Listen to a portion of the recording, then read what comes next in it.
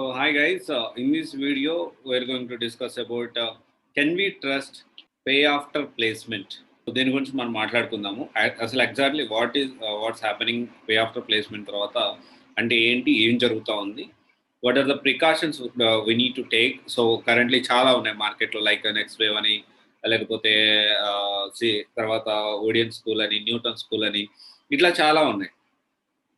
మనము ఈ అంటే పే ఆఫ్టర్ ప్లేస్మెంట్ ప్రాసెస్లో జాయిన్ అవ్వచ్చా, సో ఎలాంటి ప్రికాషన్స్ మనం తీసుకోవాలి అండ్ ఇది మనము తెలుసుకోవాలి. First and most priority, pay after placement process అనేది కొంతమంది మోస్ట్లీ జెన్యున్గానే జరుగుతుంది. ఎలా అంటే ఒక క్యాండిడేట్ని తీసుకుంటారు, క్యాండిడేట్ని తీసుకొని వాడిని ట్రైన్ చేస్తారు. ఒక నారాయణ శ్రీ చైతన్య ఏ విధంగా అయితే సాధతారో ఆ విధంగా సాధి అప్పుడు వాడితోనే ప్లేస్మెంట్ అనేది, ఆ క్యాండిడేట్తోనే, ఆ పిల్లవాడితోనే ప్లేస్మెంట్ అనేది వచ్చేలా చేస్తారు.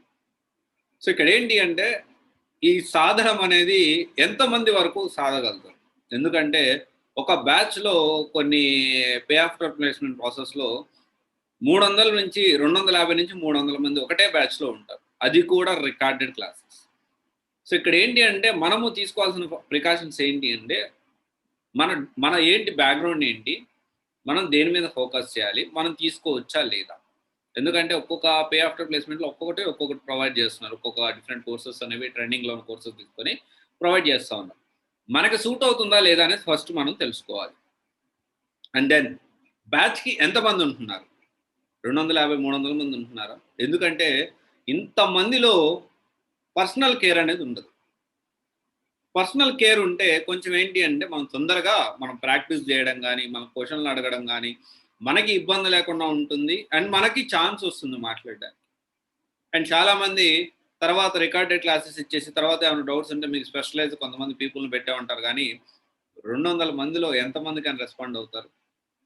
ఇది ఒకటి డ్రాబ్యాక్. ఇది ఒకటి మనం అలా కాకుండా బ్యాచ్కి ఒక 15 నుంచి 20 మంది, 25 మంది, మ్యాక్స్ టు మ్యాక్స్ 30 మెంబర్స్ పెంచకుండా చూసుకోవాలి.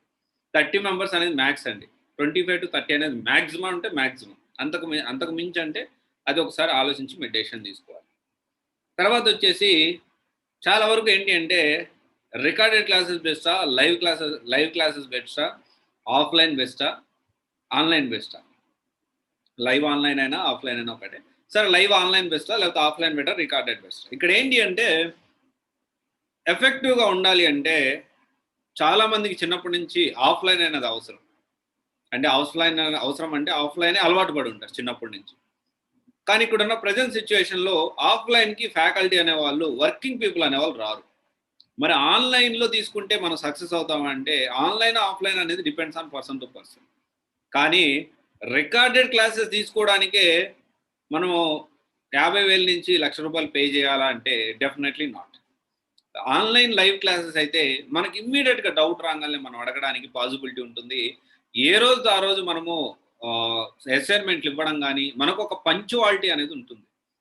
అరే ఈరోజు 8 గంటలకు క్లాస్, 8 గంటలకు మనం ఎట్టి పరిస్థితుల్లో అటెండ్ అవ్వాలి. సో ఇలాంటి ఒక మైండ్ సెట్ అనేది ఉంటుంది, మనకి కొంచెం ఫ్లెక్సిబుల్గా ఉంటుంది. So live plus recorded class ఎందుకు పనికి వస్తాయంటే ఒకసారి లైవ్ క్లాస్ విన్న తర్వాత మనం ప్రాక్టీస్ చేస్తూ ఉంటే మనకి చాలా డౌట్స్ వస్తాయి. ఆ డౌట్స్ ఏంటి అంటే ఈ రికార్డెడ్ వీడియోని రెఫరెన్స్గా పెట్టుకొని మనం యూజ్ చేసుకోవచ్చు. సో ఆఫ్లైన్ అనేది ఉంటే బెటరే, ఎందుకంటే మోస్ట్లీ పే ఆఫ్టర్ ప్లేస్మెంట్లో ఎక్కడ ఆఫ్లైన్ లేదు, ఒకసారి కావాలంటే కనుక్కోండి. కానీ ఇక్కడ లైవ్ రికార్డెడ్ కాకుండా ఆన్లైన్ అయినా కానీ లైవ్ క్లాస్ అయితే బెటర్. ఇంకోటి వచ్చేసి ఏంటి అంటే బిఫోర్ అంటే మీరు ప్లాన్ అనేది ఉండాలి. మీరు ఒక కోర్స్ తీసుకుంటున్నారు, ఒక కోర్సులో జాయిన్ అవుతున్నారు. ఆ కోర్సులో మీరు ఇంకొక విషయం గమనించాల్సిన విషయం ఏంటి అంటే ఈ పే ఆఫ్టర్ ప్లేస్మెంట్లో ఎస్పెషల్లీ జెన్యున్గా జాబ్ తెచ్చుకోవడానికి మీరు ఎలాంటి కంపెనీస్కి ఎలిజిబుల్ అవుతారు, మీ పర్సంటేజ్ ఎంత, అందరూ అంటే కెరీర్ గ్యాప్ ఉన్న వాళ్ళు తీసుకోవచ్చా, ఇవన్నీ మనం తెలుసుకోవాలి. డెఫినెట్గా పే ఆఫ్టర్ ప్లేస్మెంట్లో ఫ్రెషర్గా జాబ్ తెచ్చుకోవడానికి కొన్ని పే ఆఫ్టర్ ప్లేస్మెంట్ ప్రాసెస్లో నాకు 8 సంవత్సరాల గ్యాప్ ఉంది, 9 సంవత్సరాల గ్యాప్ ఉంది, నేను ఫ్రెషర్గా జాబ్ తెచ్చుకున్నానని చెప్పి 10 లక్షలు 9 లక్షలు జాబ్ తెచ్చుకున్నానని చెప్పి దానికి సంబంధించి అడ్వర్టైజ్మెంట్లు, యాడ్లు మనం చూస్తున్నాం. కానీ చాలా క్లియర్గా ఒక విషయం గుర్తుపెట్టుకోండి, జనరల్గా any company 2 years they will consider candidate as a fresher. If it is exceeded 2 years, example 2020 to 21, they will consider these two people, these 2 years candidates as a fresher. 20 వాళ్ళని ఇంకొన్ని కంపెనీస్ తీసుకుంటారు. సో ఇవన్నీ మనం plan చేసుకోవాలి. ఎలాంటి precautions తీసుకోకుండా నాకు 7 సంవత్సరాల గ్యాప్ ఉంది, 6 సంవత్సరాల గ్యాప్ ఉంది, నా ఫ్రెషర్గా ఒక యాడ్ చూశాను, సో అలా మీరు ప్లాన్ చేసుకోవద్దు. అనవసరంగా టైం అనేది ఇంకొంచెం వేస్ట్ అవుతుంది. కెరియర్ మీరు గుర్తుపెట్టుకోండి. మీరు అనుకోవచ్చు ఇది అన్నిటికీ నేను ఇదే తీసుకోవాలా, అది తీసుకోవాలా. కెరియర్ ఇది ఇక్కడ ఏంటి అంటే ఒక్కొక్క పర్సన్కి ఒక్కొక్క ప్రొఫైల్ అనేది ఒక్కొక్క డొమైన్ సూట్ అవుతుంది. ఒక ప్రొఫైల్కి వాళ్ళ పర్సనాలిటీని బట్టి, వాళ్ళకున్న మైండ్ సెట్ని బట్టి, వాళ్ళకున్న కెరియర్ గ్యాప్ని బట్టి, వాళ్ళకున్న పర్సంటేజ్ని బట్టి. అలా కాకుండా నేను పే ఆఫ్టర్ ప్లేస్మెంట్ అదిగో యాడ్ చూసాను వెంటనే వెళ్ళి జాయిన్ అవుతాను. This is not correct. అంటే ఇప్పుడు కంపెనీలు ఎవరి కాదండి, కంపెనీలు మనవి కాదు, మీ కాదు, లేదా మన చుట్టాలే కాదు. కంపెనీకి కొన్ని స్టాండర్డ్స్ అనేవి ఉంటాయి అన్ని కంపెనీస్కి. ఆ స్టాండర్డ్స్ మనం రీచ్ అవ్వాలి.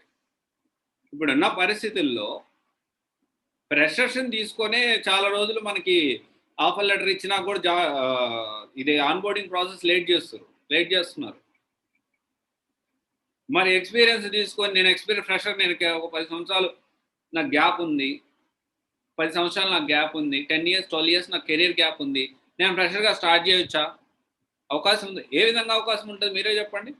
2022 కాదని, 21 కాదని, 20 కాదని, 19 కాదని, 18 17 వాళ్ళకి ఇస్తారా? అంత every year lakhs people are coming out. They are completing their graduation and they are coming out for the jobs. You need to understand, company always will expect fresh candidates for some job positions. But at the same time, experience కావాలని కొన్ని domains కి expect చేస్తాయి. We need to understand that and we need to take right step according to that. Right? Pay after placement మంచిదా అంటే మంచిదే, కానీ మన profile suit అవుతుందో లేదో మనం ప్లాన్ చేసుకోవాలి. దాన్ని మనం ఎంతవరకు కరెక్ట్ ప్లాన్ చేసుకోవచ్చు, నేను అది నేర్చుకోగలుగుతానా లేదా, ఏమేమి ఉన్నాయి దాంట్లో. సో ఇవన్నీ మనం ఒకసారి ఆలోచించి రైట్ డెసిషన్ తీసుకోవాలి. ఎస్, చాలామంది నెక్స్ట్ వేవ్ నమ్మొచ్చా, ఓడియన్ స్కూల్ నమ్మొచ్చా, ఇంకొక దాన్ని నమ్మొచ్చా, ఇక్కడ వాళ్ళు నమ్మొచ్చా కాదు. ఎవరికైనా కానీ అదే 200 మందికి, అదే 300 మందికి సేమ్ అదే కంటెంట్ ఇస్తారు. కానీ మనం అది నేర్చుకోగలుగుతామా లేదా అనేది ఇక్కడ మ్యాటర్. మనకు సూట్ అవుతుందా లేదా అనేది మ్యాటర్. నెక్స్ట్ వేలో జాయిన్ అవ్వచ్చా అంటే మీకు నచ్చితే ఆబ్వియస్లీ జాయిన్ అవ్వచ్చు.